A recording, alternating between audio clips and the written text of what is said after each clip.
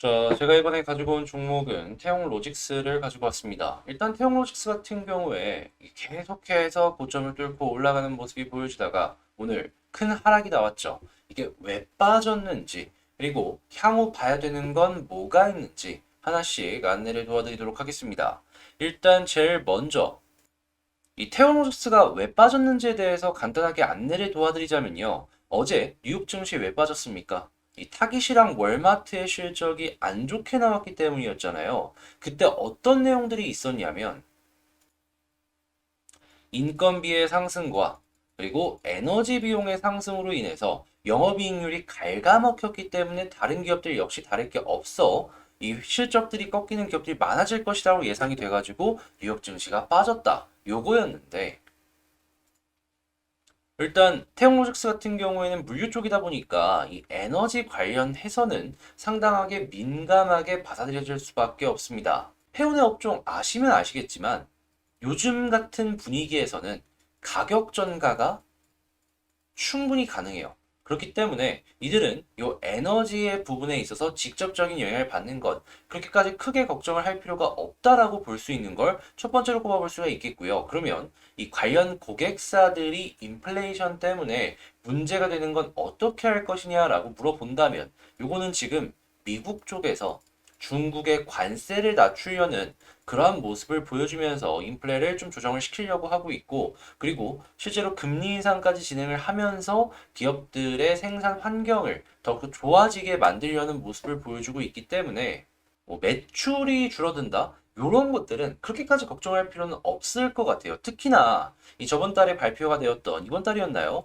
개인 소비 지출 PC를 봤을 때 오히려 되게 안정적인 모습을 보여줬거든요. 비싸다라고 해서 사람들이 소비를 안 하는 게 아니란 말입니다. 그러면 그냥 안정적인 물가만 보여지게 된다면 이 소비는 꾸준하게 이어질 것이고, 그러면 지금 많이 안 팔리고 이동 자체가 없어질 것이다라는 불안감 때문에 이렇게 빠졌다라고 한다면, 물론 지금 여기서 하락의 끝이 이루어지진 않을 수 있어요. 한 번 더 빠질 수 있겠지만 나중에는 충분히 반등할 수 있을 것이다라고 생각을 해볼 수가 있을 것 같습니다. 무엇보다 그 시기는 저는 개인적으로 상하이 봉쇄가 풀리고 중국이 전체적으로 봉쇄가 풀렸을 때가 그 시점이라고 생각을 하는데요. 지금 상하이 같은 경우에는 부분적으로 풀리고 전체 봉쇄에 대해 다시 전체 봉쇄 해제에 대한 얘기도 솔솔 들려오고 있잖아요. 자, 그러면 운임 지수가 다시금 이렇게 급격하게 반등하는 모습이 보여졌을 때 태형 로직스 같은 경우에는 이전 고점 부근까지는 한번 시도가 충분히 가능할 수도 있고, 그게 아니더라도 제가 봤을 때에는 이 부근 아래까지는 다시 한번 올라갈 가능성이 높아 보이겠다라고 정리할 수 있을 것 같습니다. 다만 그 전에 조금 빠지는 걸 감내를 해야 되고 인내가 필요하다는 게 좀 문제죠. 자, 그러면 지금 여기서 봐야 되는 전략 대응 방법 요걸 한번 생각을 해본다면 지지라인을 좀 봐야 되는데 5일선 말씀을 하시는 분들이 있을 겁니다. 하지만 저는 11선까지는 봐야 된다라고 봐요. 이유는 그동안 이 종목 같은 경우에는 핵심이 21선이었거든요. 근데 각도가 이렇게 가팔라졌잖아요. 그러면 보통 이렇게 가팔라졌을 때 핵심 라인 나누기 2로 주요 라인이 정해집니다. 그러면 5일선도 좋겠지만 요 11선이 조금 더 강렬하게 이 종목에 영향을 줄 수 있을 것이다 라고 생각을 해볼 수가 있겠죠. 그러면 여기선 그냥 11선 여기를 기준으로 놓고 보고 여기서 지지를 해주게 된다면 다음번 반등을 한번 기대해봐도 된다. 이렇게 생각을 해볼 수가 있을 것 같고, 이게 안 된다면 그때는 21선까지 다시 한번 봐야 된다. 이렇게 생각을 해볼 수가 있을 것 같습니다. 다만 여기서 만약에 반등을 해주는 모습이 보여진다면 볼린저를 다시 타고 올라가느냐 못 가느냐가 되게 중요할 것 같은데, 만약에 못 한다면은 볼린저를 딱 맞고 떨어질 수 있거든요. 그러니까 위쪽에 저항을 생각을 한다면 1번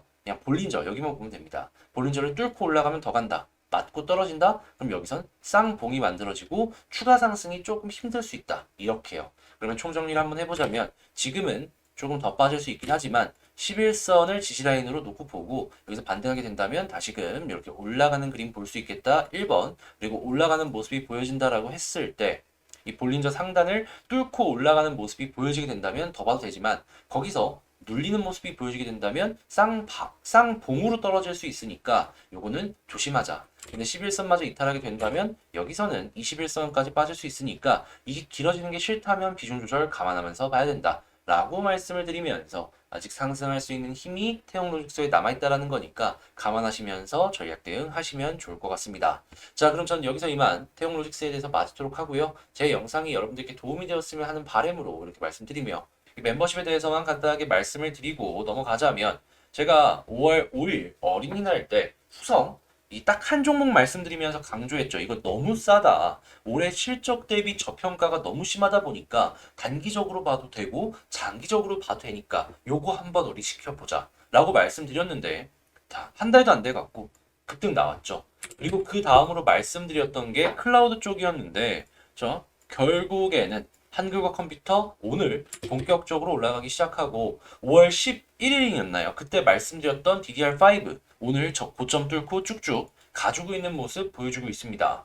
지금 이게 그저께였나 말씀드렸던 것들은 아직은 좀 숨고르기를 하고 있는데 그쪽도 괜찮은 모습 보여줄 것이다라고 예상이 되고 오늘 소개시켜드릴 이쪽도 굉장히 좋을 것이다라고 생각을 하거든요. 여러분 이런 것들 보시면 아시겠지만 제가 나쁜 거를 같이 공부하자라고 말씀드리는 게 아니에요. 좋은 것만 소개시켜드리니까 치킨 하나 가격 아까워하지 마시고 저랑 같이 어려운 시장 잘 한번 헤쳐나가 보시죠. 자, 이렇게 멤버십 고민 있으신 분들은 구독 옆에 가입하기 있으니까 꼭 한번 눌러보시고요. 전 다음에 더 좋은 영상으로 다시 찾아뵙도록 하겠습니다. 영상 끝까지 시청해주셔서 감사합니다.